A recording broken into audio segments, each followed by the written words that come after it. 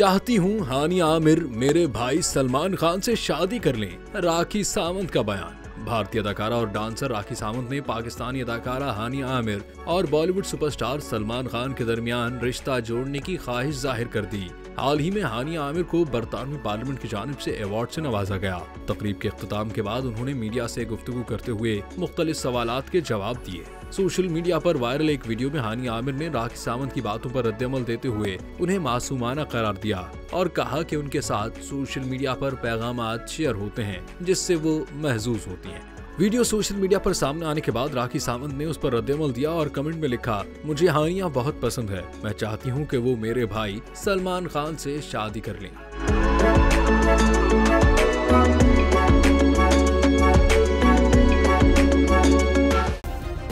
Subscribe करें और bell दबाएं ताकि कोई खबर रह न जाए।